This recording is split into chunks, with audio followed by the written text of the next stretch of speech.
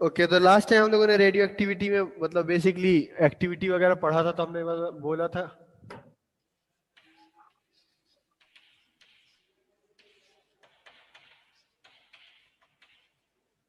so if there is like two radioactive nuclei, let's say N1 which decays into N2, ऐसे होगा।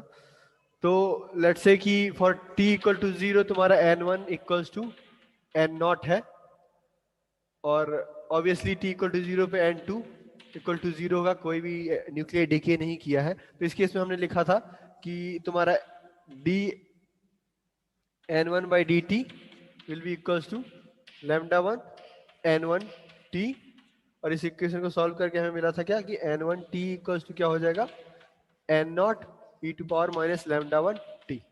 Okay, तो ये हमारा amount of the parent nuclei which haven't decayed yet will be given by this. Okay, तो इससे हम लोग एक और फॉर्म लिखे थे एक्टिविटी। एक्टिविटी तुम्हारा at time t equal to क्या हो जाएगा, activity of 1 will be equal to lambda 1 n1। ये तुम्हारा सिंपली क्या है, dn1 by dt। अगर तुम देखो ध्यान से तो dn1 by dt is equal to lambda 1 n1 था, वही तुम्हारा एक्टिविटी होगा। But this is only true when t is much much less than t half.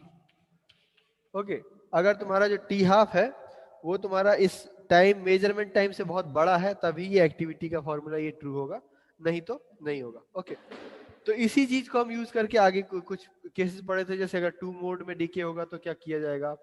तो इसी में हम आगे कुछ और कॉमन केसेस पढ़ेंगे। तो नेक्स्ट है हमारा प्रोडक्शन एंड डीके। तो इस केस में क्या होगा, प्रोडक्शन एंड डीके। ओके, तो प्रोडक्शन एंड डीके में क्या होता है तुम्हारा कि तुम मान लो तुम्हारे पास एक स्टेबल सिस्टम है, स्टेबल न्यूक्लियाई का कलेक्शन है, और तुम इसको किसी चार्ज पार्टिकल से या न्यूट्रॉन का इस पे बम्बार्ड करो। मान लो इस पे तुम बम्बार्ड करो न्यूट्रॉन या फिर some charge particle, proton, whatever, ठीक है, व्हिच मेक्स इट। हाँ, सर शाम को ऐड कर लीजिए सर। Okay okay okay. तो मैं क्या बोल रहा था कि मान लो तुम्हारे पास एक स्टेबल न्यूक्लियाई का एक कलेक्शन है, सैंपल है जो कि स्टेबल है, वो रेडियो एक्टिव नहीं है, बट तुम इसको किसी एक चार्ज पार्टिकल या न्यूट्रॉन से बम्बार्ड कर रहे हो, after which it becomes radio active. ठीक है, तो तुम्हारा ये मान लो कि N0 है, N0 नंबर ऑफ न्यूक्लियाई यहाँ पे सैंपल में प्रेजेंट है, तुम इस पे हिट कर रहे हो, तो कितने न्यूक्लियाई कन्वर्ट हो रहे हैं, what will be the rate of conversion of radio active nuclei. तो मान लो कि तुम्हारा यहाँ पे इसका I करंट है, तुम्हारा करंट, ओके, और मान लो सिग्मा तुम्हारा रिएक्शन क्रॉस सेक्शन है, रिएक्शन क्रॉस सेक्शन। ओके, तो रिएक्शन क्रॉस सेक्शन सिग्मा है और ये तुम्हारा आई है, तो तुम्हारा रेट हो जाएगा आर, सिंपली हो जाएगा N0 सिग्मा आई। ये तुम्हारा rate of conversion of stable nuclei into radio active nuclei हो जाएगा। ओके, तो इस रेट से तुम्हारे जो स्टेबल न्यूक्लियाई है वो रेडियो एक्टिव न्यूक्लियाई में कन्वर्ट हो रहा है, और जैसे जैसे रेडियो एक्टिव न्यूक्लियाई में कन्वर्ट होंगे तो वो डिके करेंगे, और डिके करके N2 फॉर्म बनाएंगे। तो यहाँ पे तुम्हारा N0 से कुछ एटम्स N1 में कन्वर्ट होंगे और वो N1 तुम्हारे N2 में डिके होंगे। तो लेट्स से कि हमें N1 की क्वांटिटी लिखनी है। ओके, N1 तुम्हारा सिंपली क्या हो जाएगा, at time t will be equals to RT। RT से ये प्रोड्यूस हो रहा है, और डिक्रीज कैसे होगा, मान लो लैम्डा 1 तुम्हारा इसका डिके कांस्टेंट है, तो सॉरी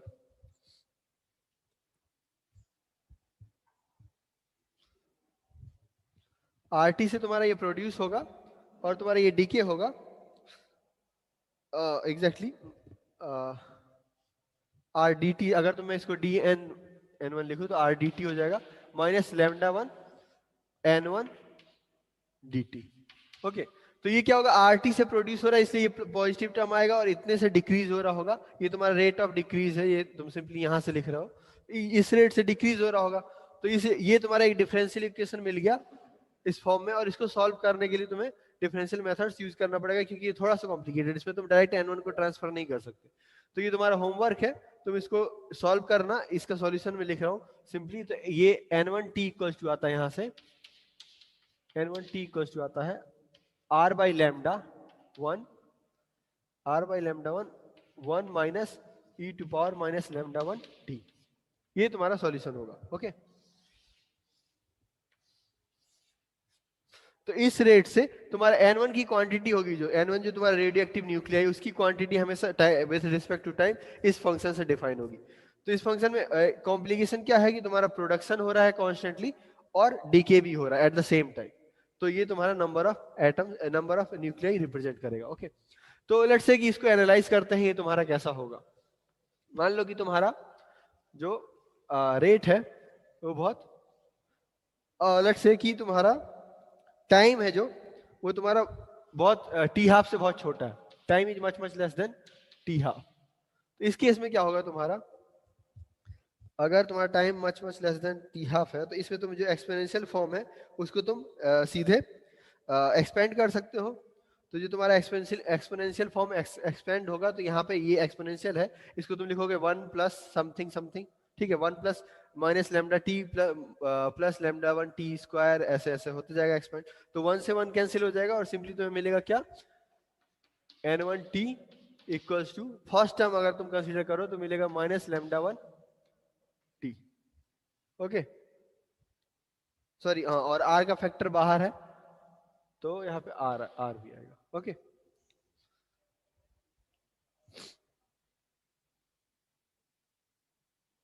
सॉरी यहाँ से लैम्डा लैम्डा भी कैंसिल हो जाएगा, सिंपली तुम्हें आर टी मिलेगा यहाँ से, जो कि हम पहले ही एज्यूम कर रखे हैं। तो लैम्डा 1 भी कैंसिल हो जाएगा और तुम्हें सिंपली आर टी मिलेगा। ओके, तो इस रेट से तुम्हारा n1, सॉरी माइनस साइन भी नहीं आएगा यहाँ पे क्योंकि तुम्हारा वो प्लस हो जाएगा। ओके, तो ये तुम्हारा n1 की एग्जैक्टली तुम्हें मिलेगा RT से। अगर तुम्हारा t बहुत स्मॉल है तो तुम्हें केवल प्रोडक्शन दिखेगा और डीके दिखेगा ही नहीं। RT मतलब क्या है, तुम्हारा प्रोडक्शन, ये वाला फर्स्ट टर्म केवल, तो ये डीके वाला टर्म गायब हो रहा है तुम्हारा फॉर, अगर तुम्हारा t हाफ से बहुत स्मॉल है तो ऑब्वियसली तुम्हारे decay, number of decay almost negligible होंगे और ये केवल प्रोडक्शन दिखेगा तुम्हें। तो इस टाइप से ये तुम्हें n1 t इक्वल टू केवल RT दिखेगा। ओके, अगर तुम इसमें एक्टिविटी देखना चाहो तो एक्टिविटी कैसे डिफाइन होगी तुम्हारी, activity will be equal to, यहां से तुम्हारा एक्टिविटी होता है lambda 1 n1 t, lambda 1 n1 t यहां से पुट करोगे तो ये सिंपली हो जाएगा r1 minus e to power minus lambda 1 t।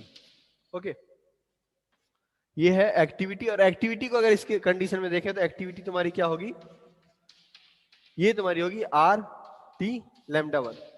Okay, यहां से तुम्हारा लैम्डा 1 भी आ जाएगा। ओके, तो एक्टिविटी तुम्हारी एक टाइप से कांस्टेंट है, तुम्हारे यहाँ लैम्डा 1 कांस्टेंट है, r कांस्टेंट है और t केवल इंक्रीज कर रहा है। ओके, तो अगर हम इसको प्लॉट करना चाहें, इसको अगर प्लॉट करना चाहूं तो यहां प्लॉट करता हूं,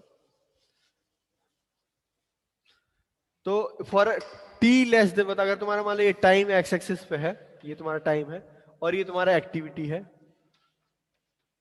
ओके, तो फॉर टाइम अगर बहुत स्मॉल है, टी हाफ से बहुत स्मॉल है, तो यहाँ पे तुम्हारा ये आर और टी कांस्टेंट है, ये सॉरी आर और लैम्डा 1 कांस्टेंट है, टी तुम्हारा इसको मैं ऐसे लिख रहा हूँ आर लैम्डा 1 टी। तो ये तुम्हारा स्लोप हो गया और ये तुम्हारा टाइम हो गया। तो ये लीनियर फंक्शन स्ट्रेट लाइन इस टाइप से जाएगा। ठीक है, उसका स्लोप क्या होगा, आर लैम्डा 1। ओके, अब हम लोग एक एक्सट्रीम देख लिया, अब दूसरा एक्सट्रीम देखते हैं कि अगर T much much greater then T half है तो क्या होगा। ठीक है, तो दूसरा केस हम स्टडी करते हैं कि t, if t is much much greater than t half, then what will happen। तो t is greater than t half, तो उस केस में क्या होगा, अगर t तुम्हारा ग्रेटर देन t हाफ है तो ये वाली क्वांटिटी बहुत बड़ी हो जाएगी।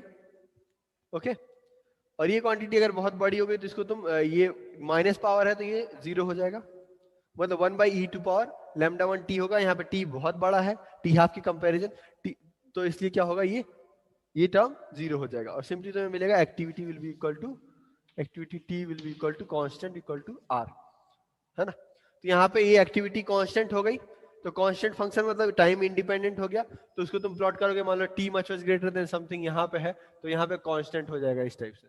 ओके, तो ये दो फंक्शन को अगर तुम्हें मैच करना है तो बीच में कैसा होगा, ये बीच में ऑलमोस्ट ऐसे होगा, स्मूथ होना चाहिए। तो इस टाइप से तुम्हें फंक्शन मिलेगा प्रोडक्शन का, कि अगर मान लो तुम कि किसी तरीके से किसी स्टेबल न्यूक्लियाई को हिट करके और इस टाइम मतलब इस टाइम तक तुम उसमें साइक्लोट्रॉन से कोई पार्टिकल को हिट कर रहे हो यहाँ तक, तो उसका एक्टिविटी है जो ऐसे वेरी करेगा। और मान लो यहाँ से तुमने साइक्लोट्रॉन ऑफ कर दिया तो क्या होगा, उसके बाद केवल डीके रहेगा, प्रोडक्शन बंद हो जाएगा, केवल डीके। और डीके तुम्हारा सिंपली कैसे होता है, इस टाइप से, तो ये ऐसे डीके करेगा। ओके, तो इस टाइप से प्लॉट दिखेगा। तो मोस्ट इफिशिएंटली अगर तुम टाइम के साथ कॉस्ट कंसीडर करो साइक्लोट्रॉन का, तो जैसे जैसे टाइम बढ़ रहा है तुम जो साइक्लोट्रॉन का जो तुम एक्टिविटी प्रोड्यूस कर रहे हो उसका रेट डिक्रीज हो रहा है। तो इसलिए लोग क्या कर मतलब इफिशिएंट क्या होता है कि हम केवल इस एरिया तक ही उसको बम्बार्ड करते हैं न्यूट्रॉन से या प्रोटॉन से एक्टिविटी को प्रोड्यूस करने के लिए। एक बार यहाँ तक एक्टिविटी प्रोड्यूस कर ली, उसका डिके होने दो, फिर प्रोड्यूस करो, फिर डिके होने दो, वो ज्यादा एफिशिएंट होता है इंस्टेड ऑफ कि bombarding it for the long time. And क्योंकि तुम्हारा for long time activity constant हो जाता है। यहाँ पे तुम्हारा एटम मतलब जो न्यूक्लियाई है, जो रेडियो एक्टिव न्यूक्लियाई, उनका प्रोडक्शन ऑलमोस्ट डीके के बराबर है, ठीक है, तो वो इनसिग्निफिकेंट हो जाता है। तो ये एक टाइप का तुम्हारा आर्टिफिशियल रेडियो एक्टिविटी का एक एग्जाम्पल है। ओके, तो ये इक्वेशंस थोड़ा सिग्निफिकेंट है, इनको डेराइव करना आना चाहिए तुम्हें हमेशा। क्वेश्चन तुम्हारा इस पे नहीं आएगा कि तुम्हें फॉर्मूला याद हो, बट एटलीस्ट तुम्हें डेराइव करना आना चाहिए। ओके, तो नेक्स्ट हम लोग एक ज्यादा इंपॉर्टेंट चीज पढ़ेंगे जो है तुम्हारा कि अगर तुम्हारा मल्टी लेवल रेडियो एक्टिविटी होगी तो क्या होगा। मान लो कि तुम्हारा कोई रेडियो एक्टिव न्यूक्लियाई है, वो डीके होता है किसी डॉटर न्यूक्लियाई में, and then that daughter nuclei is also radioactive. Okay, तो सबसे पहले जनरल केस कंसीडर करते हैं। मान लो कि तुम्हारा एन लेवल सिस्टम है, कि तुम्हारा 1 डीके हो रहा है 2 में, 2 डीके हो रहा है 3 में, 3 डीके हो रहा है 4 में, और डॉट डॉट डॉट एन तक जा रहा है। ओके, तो इसमें अगर तुम सबकी द नंबर ऑफ एटम्स लिखना चाहो तो सबसे पहले at T equal to 0 n1 तुम्हारा क्या होगा, n1 t equal to 0 equal to होगा तुम्हारा n नॉट। ओके, और बाकी सारे जीरो होंगे, बाकी n2 t equal to 0 equals to n3 t equal to 0 dot dot dot all will be 0। Okay, तो ये सारे जीरो होंगे। और जैसे जैसे टाइम इंक्रीज होगा तो मैं इनकी एक्टिविटी लिखनी होगी। तो टाइम इंक्रीज होगा तो n1 तो सिंपल है, n1 t will be equal to क्या होगा, n naught e to power minus lambda 1 t। लेकिन n2 को लिखना हार्ड होगा, है ना, n2 तुम नहीं लिख सकते क्योंकि n2 तुम्हारे दोनों पे डिपेंड करेगा। n2 डिपेंड करेगा n1 पे भी और n2 पे भी। n1 किस रेट से n2 में कन्वर्ट हो रहा है, प्लस n2 किस रेट से n3 में कन्वर्ट हो रहा है। इन दोनों पे डिपेंड करेगा कि the number of atoms of n2 कितने होंगे या नंबर ऑफ न्यूक्लियाई कितने होंगे। तो इस चीज में हम क्या लिखते हैं, पहले इनका कन्वर्जन लिखते हैं। तो जैसे हम लोग dn1 क्या लिखते थे, dn1 लिखते थे, dn1 t will be equals to कितना होगा, lambda 1 n1 dt। Exactly dn1 by dt equal to lambda 1 n1 था, तो वैसे ही। और यहाँ पे dn2 क्या होगा, dn2 will be equals to, क्योंकि इस रेट से ये dn1 n2 में कन्वर्ट हो रहा है तो ये रेट ऐड होगी यहाँ पे। तो लैम्डा 1 n1 dt से ये n2 बढ़ रहे हैं, समझ रहे हो ना, क्योंकि ये 1 तुम्हारा 2 में कन्वर्ट हो रहा है। तो अगर तुम्हारा dn1t ये है, सॉरी यहाँ माइनस आएगा, माइनस क्यों, क्योंकि डिक्रीज हो रहा है dn1 डिक्रीज हो रहा है, बट इसी सेम रेट से dn2 इंक्रीज हो रहा है तो ये तुम्हारा पॉजिटिव आएगा। प्लस dn2 3 में डीके हो रहा है तो वहां पे एक माइनस आएगा, लैम्डा 2 n2 dt। ओके, तो ये n1 की लैम्डा 1 n1 dt के रेट से इंक्रीज हो रहा है, बट लैम्डा 2 n2 dt से डिक्रीज भी हो रहा है, तो ये तुम्हारा dn2 हो जाएगा। तो मेन हमें n1 का सॉल्यूशन तो हमें पता है ये है। और अगर हम एक ऐसे ही तुम्हारा n3 भी लिख सकते हैं, n3 तुम्हारा डिपेंड करेगा n2 और n4 पे, है ना। ऐसे ही हर लेवल पे दो न्यूक्लियाई का वो डिपेंड करेगा। ओके, अगर तुम n3 लिखना चाहो तो। बट मान लो कि सिंपल केस कंसीडर करते हैं, हमारा 3 लेवल सिस्टम जहां पे 1 डीके कर रहा है 2 में और 2 डीके कर रहा है 3 में, बस यही है, 3 स्टेबल है तुम्हारा। तो इस केस में तुम्हें केवल ये दो इक्वेशन मिलेंगी। n3 तुम्हारा जस्ट क्या होगा, dn2 के बराबर होगा, जितना n2 डीके करेगा उतना n3 मिलेगा तुम्हें। तो यहां से अगर हम इसको सॉल्व करना चाहें तो पहला सॉल्यूशन हमारे पास है, दूसरा सॉल्यूशन हमें निकालना है। तो लेट्स एज्यूम कि तुम्हारा n2 n2t है जो, वो तुम्हारा इस टाइप से है, a to power minus lambda 1t plus b e to power minus lambda 2t। Okay, ये तुम्हारा सॉल्यूशन है, ये अज्यूम किया हमने। तो इसमें हमें a और b की वैल्यू निकालनी है बस। a और b की वैल्यू अगर निकाल दी हमने तो हमें n2 का नंबर मिल जाएगा और एक्टिविटी भी मिल जाएगी। ओके, तो सॉल्व करने के लिए हम क्या करते हैं, सबसे पहले बाउंड्री कंडीशन लगाएंगे कि n इक्वल टू जीरो पे, sorry t equal to zero पे क्या होगा। तो t इक्वल टू जीरो पे n2 जीरो होना चाहिए, है ना।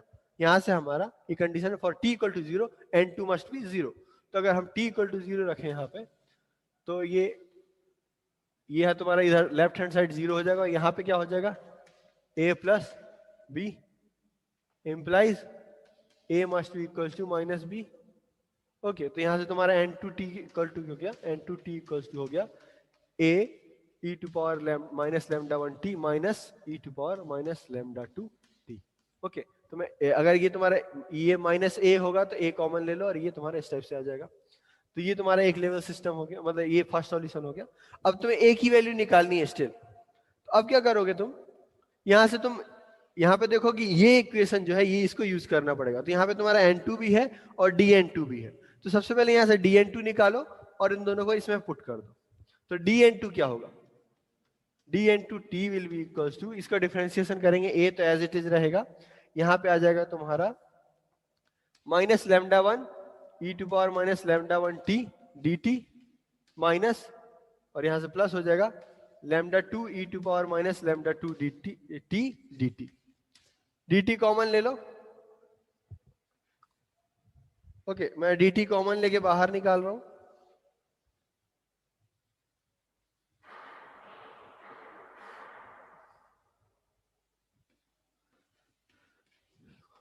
Lambda 2 dt। ओके, ये तुम्हारा टर्म हो गया dn2 और ये हो गया dn2। इन दोनों को यहां पुट करो, इन दोनों को अगर यहां तुम पुट करोगे तो कुछ टर्म्स कैंसिल होंगे। तो मैं डायरेक्ट पुट कर रहा हूं तुम्हारा यहां से, ये तुम्हारा हो गया dn2 और इसके इक्वल टू लिख रहा हूं मैं lambda 1 n1 dt minus lambda 2, और n2 की वैल्यू यहां से पुट करेंगे तो लैम्डा 2 a आ जाएगा और e to power minus lambda 1t minus e to power minus lambda 2t dt। Okay, तो देखो यहाँ पे एक ये टर्म एक्स्ट्रा, लेकिन इसमें और इसमें कुछ सिमिलरिटी है ना। यहाँ पे ये लैम्डा 2 एक्स्ट्रा है, लेकिन यहाँ पे लैम्डा 1 लैम्डा 2 अलग अलग है। तो अब मैं इस टर्म को इधर ट्रांसफर करूंगा, मतलब ये तुम्हारा LHS है और ये RHS है, तो मैं इसको इस टर्म को इधर ट्रांसफर करूंगा। तो देखो तुम्हारा क्या होगा, ये सेकंड टर्म कैंसिल हो जाएगा, क्योंकि यहाँ lambda 2 e to power minus lambda 2t है, dt कॉमन ले लेंगे, a कॉमन ले लेंगे, और यहाँ पे भी ये लैम्डा 2 इससे मल्टीप्लाई हो जाएगा। इसको मैं अंदर लिख रहा हूँ, तो यहाँ पे भी लैम्डा 2 है और यहाँ पे भी लैम्डा 2 है। तो ये टर्म और ये टर्म कैंसिल हो जाएंगे, ये माइनस है तो उधर जाके प्लस होगा, ये माइनस प्लस ये कैंसिल होगा और ये दोनों सब्सट्रैक्ट होंगे, है ना। तो यहां से तुम्हें मिलेगा, इसको मैं पहले लिख रहा हूं, तुम्हारा ये है a lambda 2 e to power lambda 2 minus lambda 1 e to power minus lambda 1t will be equal to lambda 1 n1 dt। ये तुम्हें सॉल्यूशन मिलेगा।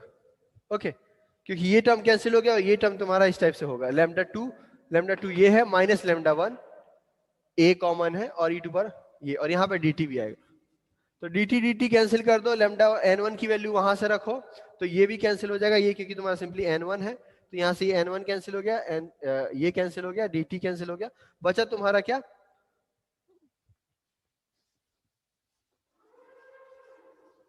तुम्हारा सिंपली बचा a इक्वल्स टू, सॉरी यहाँ पे n नॉट आएगा, यहाँ पे n नॉट, इसको तुम n1 को तुम लिखोगे वहां से n naught e to power minus lambda 1t dt। तो ये टर्म कैंसिल हो गया यहाँ से और n नॉट लैम्डा 1 बचा। तो यहाँ से मिलेगा तुम्हें n naught lambda 1 divide by lambda 2 minus lambda 1। Okay, तो ये तुम्हारा a की वैल्यू हो गई। तो सिंपली a की वैल्यू यहाँ पुट करो और तुम्हें सॉल्यूशन मिल गया। तो यहाँ से तुम्हारा सॉल्यूशन हो जाएगा, ये सॉल्यूशन तो लिखा ही है, ये मैं सेकंड सॉल्यूशन लिख रहा हूँ यहाँ पे, n2t will be equals to N naught lambda 1 by lambda 2 minus lambda 1 into e to power minus lambda 1 T minus e to power minus lambda 2 T. Okay, तो ये तुम्हारा हो गया सॉल्यूशन इसका n2 का। ओके, नेक्स्ट अगर तुम इसका एक्टिविटी लिखना चाहो तो एक्टिविटी क्या होता है तुम्हारा? Simply activity will be equals to A two T will be equals to lambda 2 n2 T. तो यहाँ पे बस लैम्डा 2 का मल्टीप्लाई कर दो तो एक्टिविटी हो जाएगी तुम्हारी ए टू टी। ये नीचे वाला पार्ट दिख रहा है ना सबको? सिंपली यहाँ पे लैम्डा 2 मल्टीप्लाई हो जाएगा और कुछ नहीं होना है। अगर मैं यहाँ पे लिख देता हूं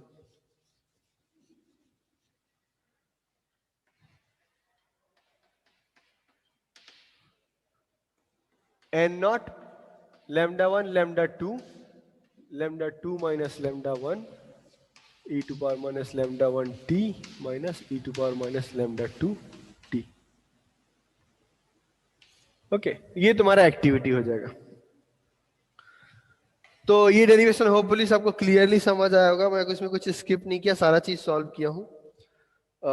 अगर तुम नोट डाउन कर रहे होगे तो ज्यादा अच्छा है क्योंकि बोर्ड पे मैं मिटाते गया हूँ सब। हाँ सर। ओके, तो यहाँ पे अगर हम देखें तो तुम्हें जो टर्म्स मिल रहे हैं लैम्डा 2 और लैम्डा 1 के, तो ये तुम्हारा एक टाइप से एक्टिविटी तुम्हारा लैम्डा 1 लैम्डा 2 दोनों पे डिपेंड कर रहा है। बट अगर तुम ध्यान दो तो सर एक्सपोनेंशियल मतलब ये जो न्यूक्लियस है इनकी मतलब इस पे नहीं डिपेंड करेगा, न्यूक्लियस की जो मतलब नंबर ऑफ न्यूक्लियस पे भी डिपेंड करेगा ना साइड की न्यूज पे? हाँ, तो नंबर ऑफ न्यूक्लियस ये एन नॉट टर्म आ रहा है ना यहाँ पे। हाँ हाँ सर। तो एन नॉट इंटू ये तुम्हारा n1 का नंबर ऑफ न्यूक्लियस n1 हो गया और ये वाला टर्म इंटू ये number of nucleus into n2 होगा, है ना? हाँ तो ये कॉम्प्लिकेट इसलिए हो रहा है क्योंकि तुम्हारा पास 2 लेवल सिस्टम है, 1 to 2, 2 to 3 है। तो ये 2 में क्या हो रहा है, इधर से भी एटम, इधर से एटम आ रहा है, इधर से जा रहा है। तो इसका जो रेट है वो थोड़ा कॉम्प्लिकेटेड हो जा रहा है। जबकि फर्स्ट के लिए सिंपल था। फर्स्ट का तुम्हारा solution simply N naught e to power minus lambda 1 T था। E to power lambda 1 T से डिक्रीज होगा और एन नॉट इसकी इनिशियल वैल्यू है। लेकिन हाँ सेकंड सर। के लिए तुम्हारा ये कॉम्प्लिकेट हो रहा है। बट अगर तुम ध्यान दो तो देखो कि जो ये जो फैक्टर है, जो फ्रैक्शन वाला टर्म है, ये एक्सपोनेंशियल में कहीं नहीं आ रहा। एक्सपोनेंशियल ऑलमोस्ट इंडिपेंडेंट है ना?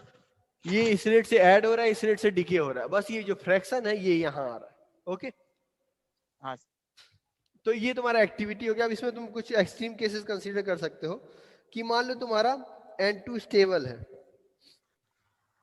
अगर n2 स्टेबल है तो लैम्डा 2 0 होगा। अगर n2 स्टेबल है तो लैम्डा 2 0 होगा, ये टर्म 1 हो गया। सॉरी, लैम्डा 2 0 होगा तो ये टर्म 1 हो गया और यहां से लैम्डा 2 0 हो गया। एक्टिविटी सॉरी, यहाँ पे देखो तो ये लैम्डा 2 0 हो गया, लैम्डा 1 कैंसिल और ये टर्म 0 हो गया, है ना? तो ये सिंपली 1 में मतलब इस इक्वेशन में रिड्यूस हो जाना चाहिए। अगर तुम्हारा 2 स्टेबल है तो lambda 2 goes back to previous solution. Okay, let's try this.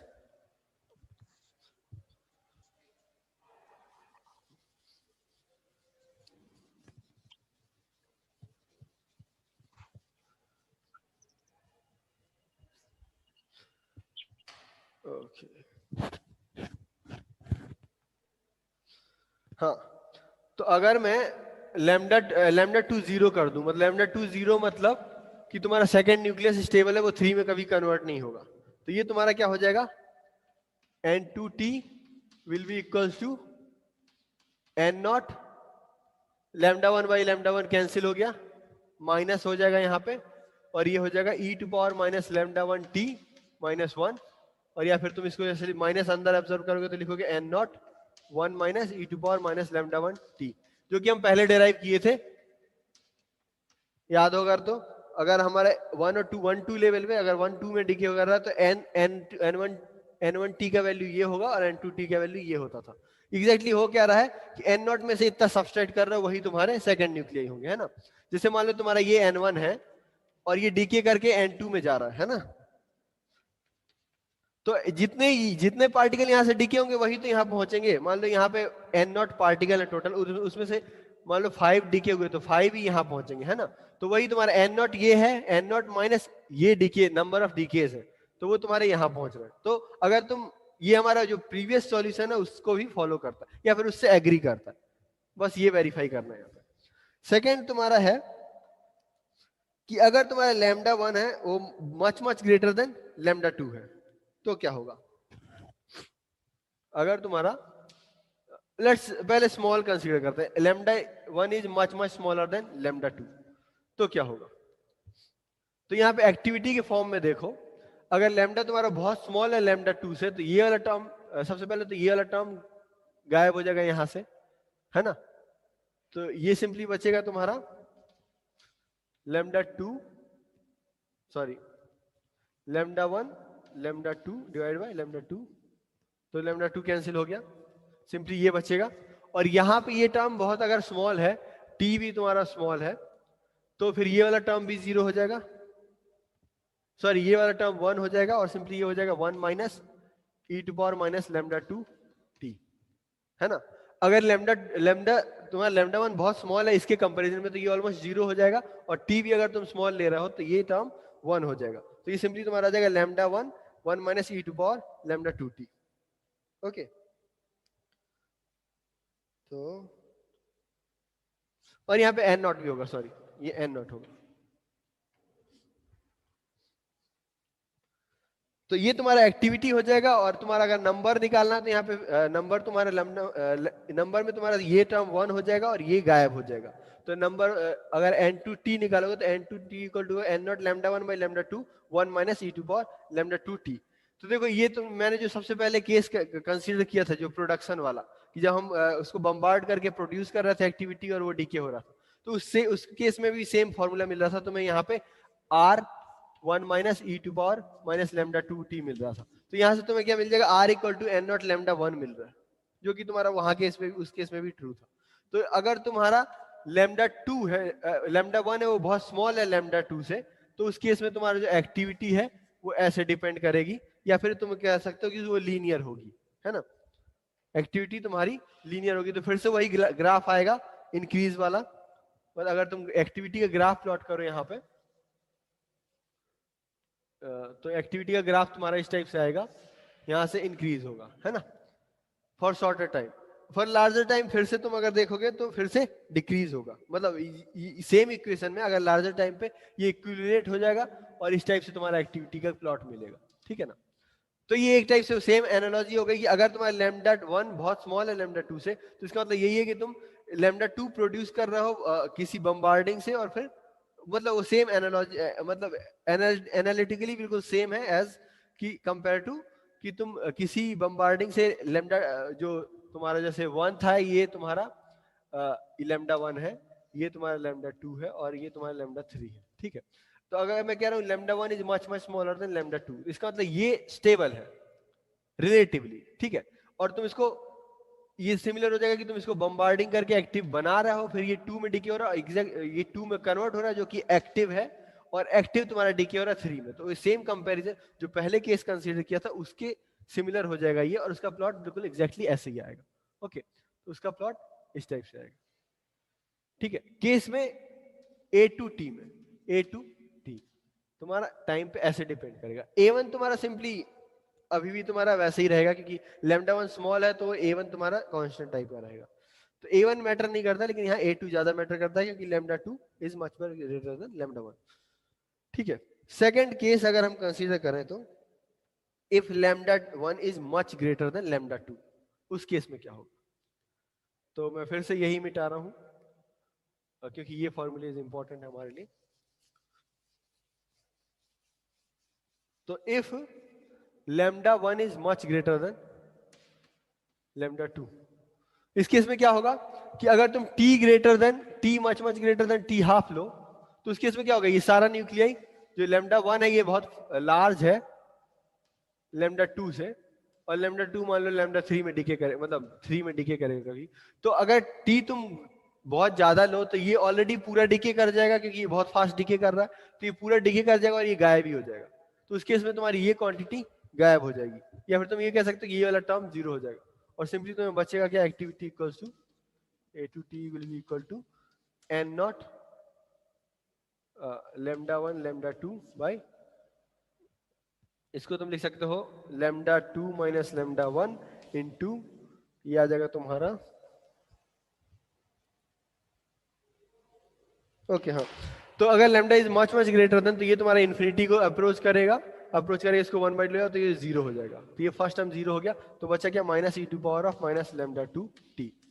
Okay, तो ये माइनस तुम यहाँ पे ऑब्जॉर्व कर सकते हो, तुम्हें मिल जाएगा N naught lambda 1 lambda 2 divide by lambda 2 minus lambda 1 e to power of minus lambda 2 T.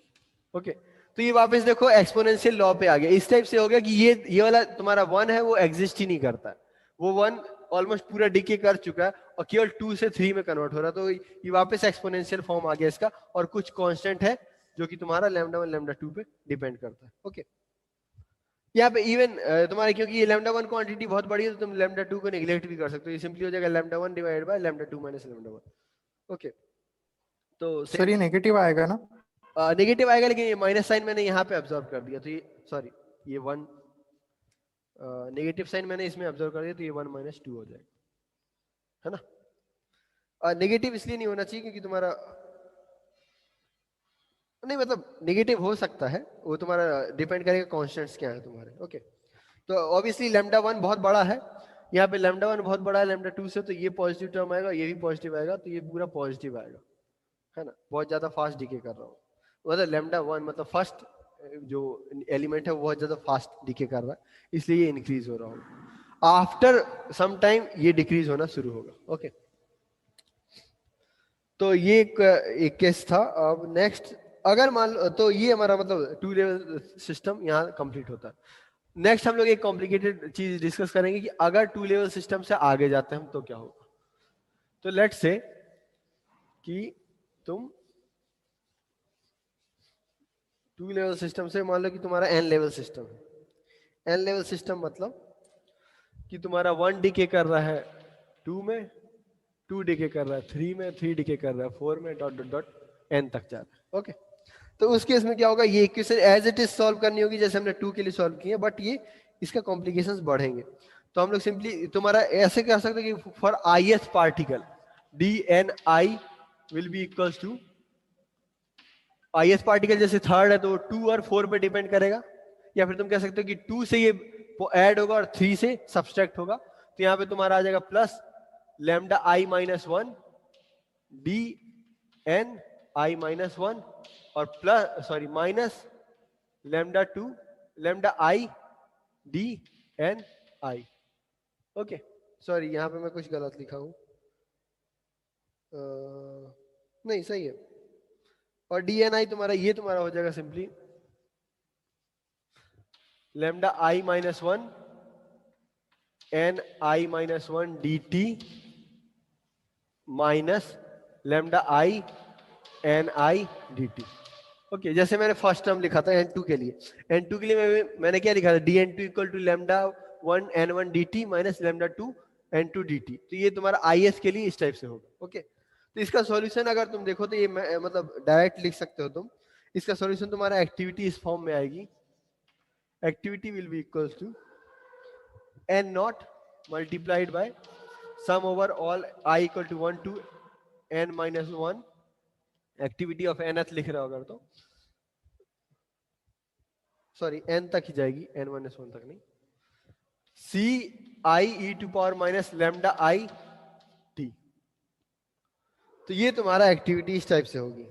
जैसे हम लोग एज्यूम किए थे n2 के केस में क्या लिखे थे, एक्टिविटी तुम्हारा some factor into e to power minus lambda 1 T minus e to power lambda 2 T, है ना। तो उस टाइप से ही तुम्हारा ये फंक्शन आएगा और ये summation of all the factors होगा अप टिल n। तो जैसे मान लो n तक डीके कर रहा है तो nth का निकालना, तो उसके पहले सारों का कंसीडर करना पड़ेगा तुम्हें, ठीक है। क्योंकि तुम्हारा क्या होगा कि जैसे मान लो ये nth है तो ये n माइनस 1 पे डिपेंड करेगा, और वो इस पे डिपेंड करेगा, वो इस पे डिपेंड करेगा, वो इस पे डिपेंड करेगा, ऐसे कर तुम्हें 1 तक जाना पड़ेगा। लेकिन ये इसके बाद वाले पे डिपेंड नहीं करेगा ना, बाद वाले पे केवल खुद पे डिपेंड करेगा, खुद कितने फास्टली डिके कर रहा है। तो इसलिए तुम्हारा n तक जाएगा ये टर्म, i इक्वल टू 1 से लेके n तक ये। और तुम ये कोफिशिएंट निकाल सकते हो simply by solving 1 by 1 equations. तो कोफिशिएंट हम डायरेक्ट लिख भी सकते हैं, ये तुम्हारा इस टाइप से दिखेगा n not c1 e to power minus lambda 1 t plus C2 e to power minus lambda 2 t dot dot dot ऐसे। ओके, तो यहाँ पे अगर तुम C1 Cm की वैल्यू निकालो, तो मैं डायरेक्ट लिख रहा हूं क्योंकि तुम्हें सॉल्व करने की जरूरत नहीं है। ये तुम्हारा इस टाइप से आएगा, मल्टीपल ऑफ इस टाइप से lambda 1 lambda 2 lambda 3 dot dot dot dot lambda n, multiple of सारे लैम्डास डिवाइडेड बाय, जैसे तुम्हारा इस केस में लैम्डा 1 इंटू लैम्डा 2 था और divided by lambda 2 minus lambda 1 था। तो ये केवल दो केस था, यहाँ पे तुम्हारे सारे मल्टीप्लाई होंगे और डिवाइड बाय होगा तुम्हारा यहाँ पे लैम्डा 1 माइनस लैम्डा 2 इंटू मान लो sorry lambda 1 minus lambda m, lambda 2 minus lambda m dot dot dot lambda n m minus 1 minus lambda m। तो इस टाइप से ये सारा सारों का फैक्टर यहाँ आएगा। तो ये तुम्हारा कोफिशिएंट होगा, ये हर फैक्टर में कोफिशिएंट मल्टीप्लाई होगा। तो होपफुली तुम्हें टू लेवल सिस्टम से कभी ज्यादा कोई पूछा नहीं जाएगा, न्यूमेरिकल तो एटलीस्ट नहीं आते कभी। और इवन नेचर में भी ये बहुत ज्यादा लेवल तक डीके नहीं करती चीजें, थर्ड फोर्थ तक डीके करते हैं, उसके बाद ये बहुत कॉम्प्लिकेटेड हो जाता है और हम लोग स्टडी नहीं करते। बट अगर मैथमेटिकली चाहो तो तुम इसको सॉल्व कर सकते हो। ओके, तो अभी तक कोई डाउट किसी को? No sir. ओके, तो ये डेरिवेशन सिंपल है, अगर तुम एक बार जाके बुक में देखो। सॉरी, मैं बुक मैं ढूंढा, उसमें मुझे कोई ऐसा पीडीएफ नहीं मिला जिसमें रेडियो एक्टिविटी है। तो मैं क्या करूँगा कि या तो तुम खुद गूगल करो रेडियो एक्टिविटी, तुम्हें बहुत अच्छे नोट्स मिल जाएंगे, या फिर मैं तुम्हें कोई अच्छे नोट्स सेंड कर दूंगा रेडियो एक्टिविटी पे। ओके, तो मैं ये मिटा रहा हूँ तुम्हें। तो नेक्स्ट हम लोग क्या डिस्कस करेंगे कि टाइप्स ऑफ डीके, मतलब कितने टाइप के डीके होते हैं, उनकी एनर्जी क्या होती है। तो ज्यादा डिटेल में नहीं जाऊंगा मैं आज, हो सकता है कल से हम लोग डिटेल में जाएं इनमें। तो तुम्हें ऑलरेडी पता होगा टाइप्स ऑफ डीके कितने होते हैं।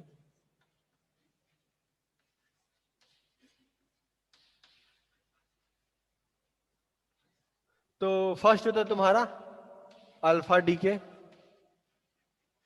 ओके, अल्फा डीके में क्या होता है तुम्हारा, अल्फा पार्टिकल सिंपली क्या होता है तुम्हारा, हीलियम एटम होता है, हीलियम न्यूक्लियस होता है, 4 मास 2 प्रोटॉन्स 2 न्यूट्रॉन्स। तो अल्फा डीके में सिंपली क्या होगा, कोई भी न्यूक्लियस है जो हैवी न्यूक्लियस है, वो स्टेबल होने के लिए एक अल्फा पार्टिकल रिलीज करेगा। तो मान लो कि तुम्हारा कोई एटम है एक्स, यहाँ पे तुम्हारा उसका ए है, ये तुम्हारा मान लो उसका जेड है और ये एन है। तो सिंपली डीके करेगा किसी वाई में, न्यूक्लियस चेंज हो जाएगा, ये तुम्हारा हो जाएगा ए माइनस 4, Z माइनस 2 और N माइनस 2 वेट, और प्लस हीलियम एटम या फिर अल्फा पार्टिकल। ठीक है, तो क्या हो रहा है कि तुम्हारा कोई एक्स न्यूक्लियस है, वो डीके कर रहा है, एक अल्फा पार्टिकल रिलीज कर रहा है, उसका मास 4 से डिक्रीज होगा, Z 2 से डिक्रीज होगा और N भी 2 से डिक्रीज होगा। ओके, तो इसका एग्जाम्पल एक ये है रेडियम। तो रेडियम का मास होता है 226 और इसका एटॉमिक नंबर होता है 88 और 138। तो ये डीके करता है तुम्हारा रेडॉन में। रेडॉन एक स्टेबल न्यूक्लियस है, मतलब एग्जैक्टली रेडॉन भी रेडियो एक्टिव होता है, बट अल्फा डीके इस टाइप से होता है तुम्हारा। तो मास तुम्हारा 4 से डिक्रीज होगा, 222 हो जाएगा, ये तुम्हारा 286 हो जाएगा और ये 136 और प्लस अल्फा पार्ट। ओके, तो ये एक नेचुरल एग्जांपल है जहां पे अल्फा डीके पॉसिबल है, अल्फा डीके होता है, रेडियम तुम्हारा रेडॉन में कन्वर्ट होता है। ओके, तो इसमें तुम्हारा बेसिकली बहुत सारी चीजें कंजर्वेशन क्वांटिटी होती है, जैसे मोमेंटम कंजर्व होना चाहिए, एनर्जी कंजर्व होना चाहिए, प्लस तुम्हारा इसमें तुम एक और भी चीज पढ़ोगे कि इसमें एक सिलेक्शन रूल होता है कि कई बार मतलब जो ये डीके पॉसिबल कब होगा, उसमें तुम्हारा पैरिटी भी फैक्टर आता है, स्पिन पैरिटी भी एक फैक्टर आता है, जिसको हम लोग सेल मॉडल के थ्रू स्टडी करेंगे कि अल्फा डीके में कैसे मतलब पैरिटी और स्पिन कंट्रीब्यूट करते हैं। ओके, तो हम ये सब सारी चीजें आगे के लेक्चर्स में देखेंगे, अभी तो नहीं। नेक्स्ट होता है तुम्हारा बीटा डीके। ठीक है, तो बीटा डीके तुम्हारा 3 टाइप से होता है। ऑब्वियसली तुमने शायद तुमने होपफुली दो टाइप पहले से सुन रखा होगा। तो बीटा डीके 3 टाइप से होता है। पहला ये कि मान लो कोई अगर प्रोटॉन है वो न्यूट्रॉन में कन्वर्ट हो जाए, सॉरी मान लो कोई न्यूट्रॉन है वो प्रोटॉन में कन्वर्ट हो जाए और एक इलेक्ट्रॉन रिलीज करे। तो इसको हम लोग बोलते हैं माइनस बीटा डीके। ठीक है, इलेक्ट्रॉन ही एक्चुअली बीटा पार्टिकल होता है। इलेक्ट्रॉन जब रिलीज हो रहा होता है तो, क्योंकि जब बीटा सबसे पहले जब रेडियोएक्टिविटी ऑब्जर्व की गई थी तो लोग को पता नहीं था कि ये इलेक्ट्रॉन ही है, तो उन लोगों ने उसको बीटा पार्टिकल बोला। वो ओब्वियसली उनको पता था कि ये अल्फा पार्टिकल नहीं है, कोई और पार्टिकल है और न्यूक्लियस से निकल रहा, तो उनको पहले किसी ने सोचा नहीं कि वो इलेक्ट्रॉन होगा, इसलिए उसका नाम बीटा बोल दिया, और वो बीटा इलेक्ट्रॉन ही होता है। ओके, नेक्स्ट तुम्हारा सेकंड टाइप होता है तुम्हारा कि कोई प्रोटॉन है वो तुम्हारे न्यूट्रॉन में कन्वर्ट हो जाता है प्लस एक पॉजिट्रॉन रिलीज करता है, ई प्लस। तो ये बीटा डी के साथ पहला प्रूफ था कि एंटी मैटर एग्जिस्ट करते हैं। ओके, तो यहाँ पे ये एक पार्टिकल रिलीज हो रहा है जो कि इसकी सारी मास एनर्जी सब कुछ इलेक्ट्रॉन के जैसा है, बस चार्ज पॉजिटिव है, तो इसको हम लोग पॉजिट्रॉन बोलते हैं और इसको बोलते हैं बीटा प्लस डीके। तो इस टाइप का एक डीके होता है। और थर्ड टाइप तुम्हारा क्या होता है कि कई बार क्या होता है कि जैसे ये न्यूक्लियस है, यहाँ पे तुम्हारे न्यूट्रॉन और प्रोटॉन और इसके जो क्लोजेस्ट सेल होता है, इलेक्ट्रॉन यहाँ पे क्लोजेस्ट सेल में होगा एस ब्लॉक में, तो क्या करता है कई बार, या फिर किसी एनर्जी की या किसी भी मतलब एनोमली की वजह से ये एक इलेक्ट्रॉन को न्यूक्लियस कैप्चर कर लेता है और प्रोटॉन प्लस इलेक्ट्रॉन मिलके एक न्यूट्रॉन बना लेता है। तो उसको इसको हम बोलते हैं क्या, इलेक्ट्रॉन कैप्चर। कैप्चर, और इसको हम लोग अल्फा, इसको एप्सिलॉन से रिप्रेजेंट करते हैं। ठीक है ना, तो इन दोनों को हम बीटा प्लस बीटा माइनस से रिप्रेजेंट करते हैं, इसको हम एप्सिलॉन से रिप्रेजेंट करते हैं, इसको हम बोलते हैं इलेक्ट्रॉन कैप्चर। तो इलेक्ट्रॉन का ये तीनों ही नेचर में पॉसिबल है, ये तीनों ही टाइप की डीके। मैं एग्जांपल लिखूंगा यहाँ पे। तो प्लस तुम्हें ये नोटिस करना होगा कि जो ये डीकेज होते हैं ये हमेशा हैवियर एटम में ही पॉसिबल होते हैं। मतलब तुम्हारा हाइड्रोजन का भी डीके नहीं करेगा क्योंकि वो ऑब्वियसली एक ही प्रोटॉन है। ठीक है, तो हाइड्रोजन ऑलमोस्ट सबसे स्टेबल न्यूक्लियस है वैसे भी। तो तुम्हारा इसका एग्जाम्पल लिख रहा था मैं। तो पहला एग्जाम्पल होगा तुम्हारा बीटा माइनस डीके का, कि तुम्हारा आयोडीन होता है जो वो जीनोन में कन्वर्ट होता है। तो तुम्हारा आई है, इसका तुम्हारा मास है 131, 53 और 78। 131, 53, 78। तो इसमें क्या हो रहा है, एक न्यूट्रॉन है वो प्रोटॉन में कन्वर्ट हो रहा है, तो मास एज इट इज रहेगा, मास एज इट इज रहेगा 131। तुम्हारा एक न्यूट्रॉन कम हो जाएगा और एक प्रोटॉन, सॉरी हाँ, एक न्यूट्रॉन कम होगा और एक प्रोटॉन बढ़ेगा।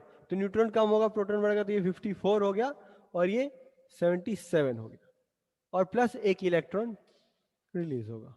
ओके, सेकंड होता है तुम्हारा, अगर तुम्हें ये दूसरा एग्जांपल है जो प्रोटॉन अगर तुम्हारा न्यूट्रॉन में कन्वर्ट हो रहा है, तो उसका एक एग्जांपल है कि तुम्हारा एल्यूमिनियम है क्या, हाँ, आर्गन है जो 13, ए से क्या होता है मैं भूल गया इसका सिंबल क्या था, मतलब एग्जैक्टली है कौन सा एलिमेंट ये, पर 13, 12 और ये तुम्हारा कितना होगा 25। तो ये तुम्हारा कन्वर्ट होता है मैग्नीशियम में।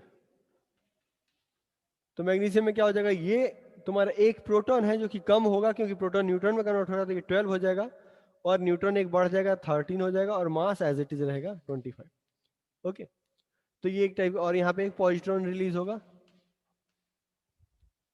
नेक्स्ट तुम्हारा इलेक्ट्रॉन कैप्चर का एग्जांपल है सिंपली मैग्नीज Mn।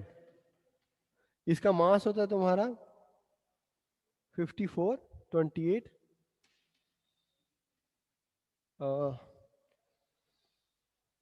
29, वेट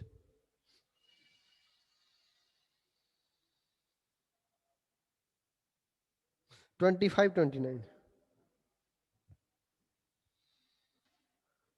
29। तो ये तुम्हारा एक क्या एक इलेक्ट्रॉन कैप्चर करता है एस ब्लॉक से या कहीं भी अपने आउटर सेल से। आउटर सेल मतलब इलेक्ट्रॉन जहाँ रिवॉल्व कर रहे हैं उनसे एक इलेक्ट्रॉन कैप्चर करता है और इसको कन्वर्ट करता है क्रिप्टॉन में, जो कि 30 है यहाँ पे, और ये तुम्हारा क्या हो जाएगा 24, 54। ओके, तो इस केस में भी तुम्हारा, इस केस में कुछ रिलीज नहीं होता क्योंकि ये तुम्हारा इंटरनल कन्वर्जन टाइप का है, एक मतलब कि इलेक्ट्रॉन कैप्चर किया और वहीं कन्वर्ट हो गया। तो ये तुम्हारा ये वाला जो है बहुत ऑब्वियस चीज नहीं, क्योंकि ये कुछ डीके में कुछ रेडिएशन निकलते नहीं ऑब्वियसली, लेकिन तुम्हें पता चलेगा कि बीटा डीके में क्या होता है कि केवल इलेक्ट्रॉन रिलीज नहीं होता। अगर तुम इसका कंजर्वेशन देखो, एनर्जी कंजर्वेशन, तो यहाँ पे एक और पार्टिकल रिलीज होता है जिसको हम लोग बोलेंगे क्या, न्यूट्रिनो। यहाँ पे तुम्हारा होगा एंटी न्यूट्रिनो, ठीक है। इस केस में एंटी न्यूट्रिनो होता है, इसमें न्यूट्रिनो होता है, ठीक है। तो ये न्यूट्रिनो रिलीज होता है, इवन इस केस में भी एक न्यूट्रिनो रिलीज होता है। तो ये न्यूट्रिनो का मास इतना स्मॉल है कि पहले पहले ये कंसीडर किया गया था कि न्यूट्रिनो मासलेस है और उसका वेलोसिटी c के बराबर है। बट फाइनली इवन शायद 2015 में या 2017 में सबसे पहले न्यूट्रिनो ऑसिलेशंस मतलब किसी जापानीज फिजिसिस्ट ने डिटेक्ट किए थे एक्सपेरिमेंटली, और उसको नोबेल प्राइज मिला था उस पर। तो उससे ये प्रूफ होता है कि न्यूट्रिनो का कुछ एक मास होता है और इसकी वेलोसिटी लाइट की वेलोसिटी से थोड़ी स्लाइटली कम होती है, ठीक है। बट न्यूट्रिनो इतना लाइट पार्टिकल है कि ये अर्थ या फिर सन को क्रॉस कर सकता है, पेनिट्रेट कर सकता है विदाउट इवन स्लोइंग डाउन। मतलब पूरा अर्थ को पास कर सकता है। तो मतलब बेसिकली ये कह सकते हो कि तुम कॉन्स्टेंटली तुम्हारे मतलब बॉडी के थ्रू न्यूट्रिनो क्रॉस कर रहे होंगे, बट तुम कभी उनको डिटेक्ट नहीं कर सकते। इसीलिए न्यूट्रिनो को डिटेक्ट करना बहुत हार्ड है। और शायद जापान में एक अंडरग्राउंड लेबोरेटरी बनाई गई जहाँ पे वो लोग एक्चुअली न्यूट्रिनो डिटेक्ट कर पाते हैं। तो वो भी बहुत हाईली टेक्निकल है, मतलब एग्जैक्टली मुझे भी उसकी डिटेल्स पता नहीं कैसे करते हैं वो लोग।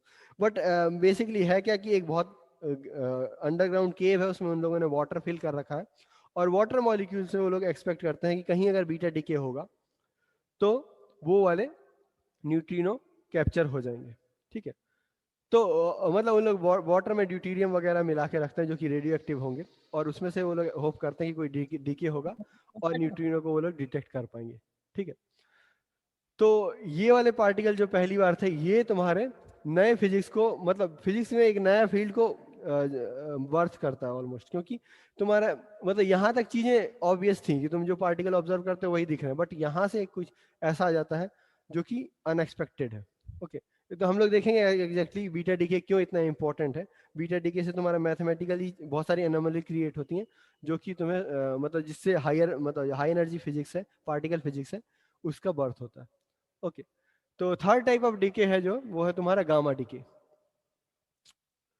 गामा डीके तुम्हारा सिंपल होता है। गामा डीके बेसिकली तुम्हारा जो न्यूक्लियर जैसे एटॉमिक एक्साइटेशंस होते हैं तुम्हारे, कि तुम्हारा इलेक्ट्रॉन दूसरे सेल में जंप कर गया फिर वो वापस गया तो फोटोन रिलीज होता है, एग्जैक्टली वैसे ही होता है। तो गामा डीके मतलब तुम्हारा फोटोन रिलीज होता है। गामा डीके में क्या होता है कि अगर मान लो तुम्हारा कोई न्यूक्लियन है, वो सेल मॉडल कंसीडर करो, एग्जैक्टली सेल मॉडल में तुम्हारा कि न्यूक्लियन वो किसी एक्साइटेड स्टेट में गया और वहां से वापस जंप किया ग्राउंड स्टेट में, तो उस केस में एक फोटोन रिलीज होगा, गामा फोटोन। उसकी एनर्जी तुम्हारी एग्जैक्टली एच न्यू होगी, ठीक है। तो यूजली गामा डीके होता है वो अकेले नहीं होता।